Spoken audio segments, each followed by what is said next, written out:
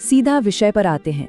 आज के इस गहरे विश्लेषण में हम एक ऐसी महान ऐतिहासिक शख्सियत के दिमाग को पढ़ने वाले हैं जिन्हें हम सब जानते तो हैं, लेकिन शायद पूरी तरह से नहीं। अक्सर हम इतिहास के पन्नों में सिर्फ तारीखें और घटनाएं पढ़ते हैं, राइट?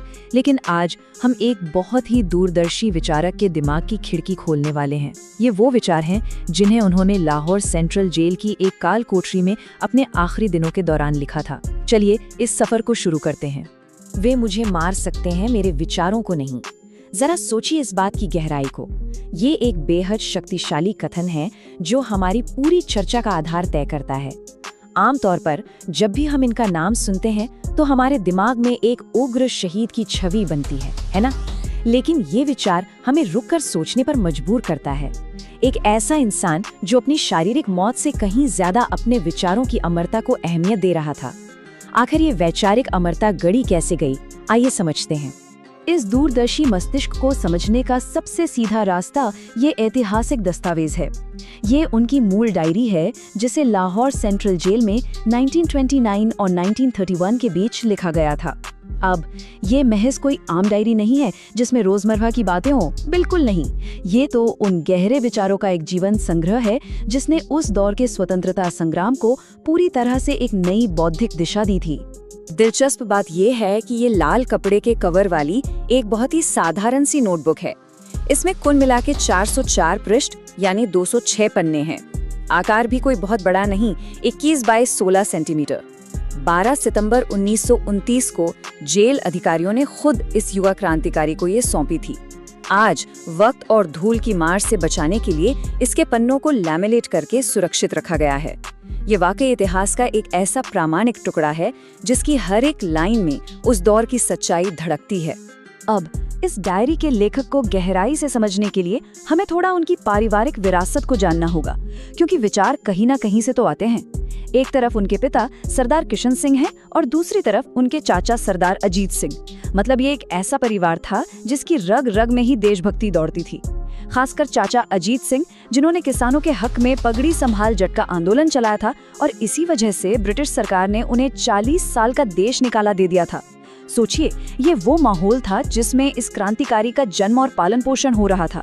इसी देशभक्ति के माहौल ने एक बहुत ही अद्भुत बचपन को आकार दिया। उम्र के उस पड़ाव पर जब बच्चे सिर्फ खेलने कूदने में मस्त रहते हैं, इस परिवार के एक छोटे से बालक का मन पूरी तरह से आजादी और देश की मुक्ति के विचारों में डूबा हुआ था।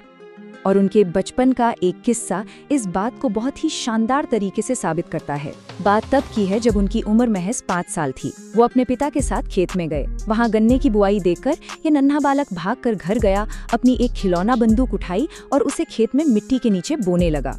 जब पूछा गया कि भाई ये क्या कर रहे हो, तो उनका जवाब सच में हैरान करने वाला था।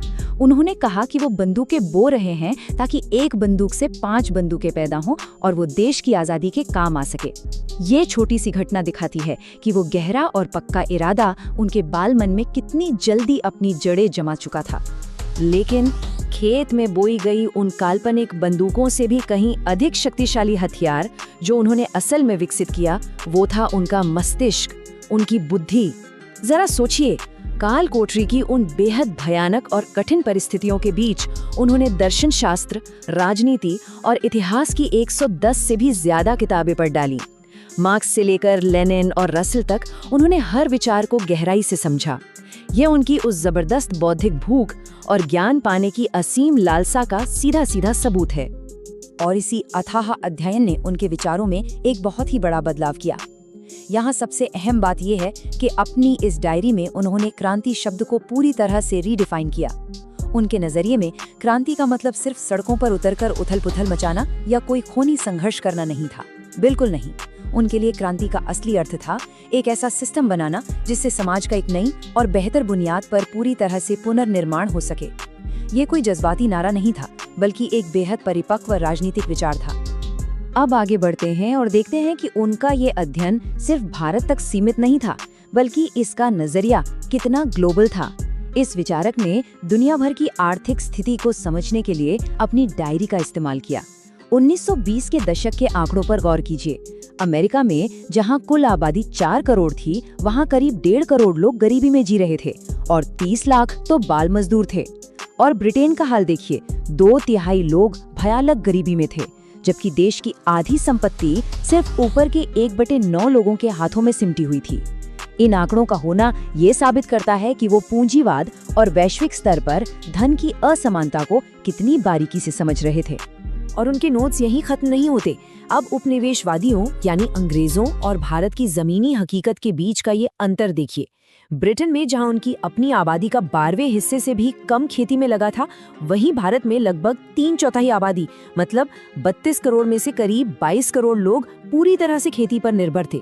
ये जनसांख्यिकीय विश्लेषण या डेमोग्राफिक डेटा एकदम साफ दिखाता है कि वे सिस्टम के अंदर हो रहे शोषण और भारत की कृषि प्रधान अर्थव्यवस्था की पेचीदगियों को कितनी अच्छी तरह पकड़ रहे थे। इन पन्नों से जो जीवन दर्शन उभर कर सामने आता है वो बेहद यथार्थवादी और जमीन से जुड़ा हुआ है। उन्होंने लिखा था कि जिंदगी का मकसद मौत के बाद मुक्ति पाना नहीं, बल्कि दुनिया में जो है उसका सर्वश्रेष्ठ उपयोग करना है। ये विचार असलियत से भागने वाले किसी भी सिद्धांत को सिरे से खारिज कर देता है।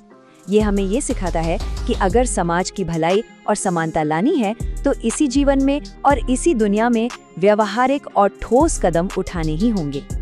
अब जैसे जैसे फांसी का समय नजदीक आ रहा था, इस प्रखर और अडिग बुद्धि वाले युवा ने ब्रिटिश अधिकारियों के सामने अपनी एक आखिरी लेकिन बेहद शक्तिशाली मांग रखी। यह जानते हुए कि अब जीवन के बस कुछ गिने चुने दिन ही बचे हैं, उनका ये अंतिम निर्णय उनके पूरे वैचारिक ढांचे को शीशे की तरह साफ कर देता है। 20 मार्च 1931 को पंजाब के गवर्नर को लिखी गई इस याचिका पर जरा ध्यान दीजिए। उन्होंने डंके की चोट पर कहा कि ब्रिटिश सरकार और भारतीय जनता के बीच एक युद्ध चल रहा है और वे उस युद्ध के सिपाही हैं। इसीलिए उन्होंने तर्क दिया कि उनके साथ किसी आम अपराधी जैसा बर्ताव न किया जाए। उन्होंने बड़ी दृढ़ता से मांग की कि उन्हें युद्धबंदी माना जाए और फांसी के फंदे पर लटकाने के बजाय एक सच्चे सैनिक की तरह फायरिंग स्क्वाड के सामने खड़ा करके गोली से उड़ा दिया जाए। ये टाइमलाइन उन अंतिम दिनों की पूरी कहानी बयां करती है। 20 मार्च को वो ऐतिहासिक याचिका भेजी गई। फिर 22 मार्च को उन्होंने अपने साथियों को एक बहुत ही भावुक और वैचारिक खत लिखा। इस खत में उन्होंने कहा कि अगर वे जिंदा बच गए तो शायद क्रांति का ये प्रतीक थोड़ा मध्यम बढ़ जाए, लेकिन इधर ब्रिटिश अधिकारियों की हालत खराब थी। उन्हें इस बात का इतना खौफ था कि कहीं बड़े पैमाने पर जन विद्रोह ना भड़क जाए कि उन्होंने सारे कानूनी नियमों को ही ताक पर रख दिया। दोस्तों, ऐसी ही ऐतिहासिक सच्चाइयों और गहरे ज्ञान को हमारी आने वाली पीढ़ियों के लिए सहेज कर रखना बहुत जरूरी है। इस प्रयास को सपोर्ट करने के लिए प्लीज YouTube पर BK Info Vlogs को सब्सक्राइब जरूर करें। इस जानकारी को शेयर करें ताकि इतिहास के ये अहम पन्ने हमेशा जिंदा रहें। तय समय से एक दिन पहले 23 मार्च की शाम को ही गुपचुप तरीके से उन्हें फांसी दे दी गई। लेकिन अंत से ठीक पहले का वो पल याद करने लायक है। जब उनकी माता विद्यावती जी उनसे लाहौर जेल में आखिरी बार मिलने आईं, तो इस युवा विचारक ने उन्हें रोने से मना कर दिया। उन्होंने अपनी मां को दिलासा देते हुए जो कहा वो हमेशा के लिए इतिहास के पन्नों में दर्ज हो गया। उन्होंने कहा कि वे देश में एक ऐसा दिया जला के जा रहे हैं जिसमें तेल या घी नहीं, बल्कि उनके विचार और उनका अपना रक्त मिला हुआ है।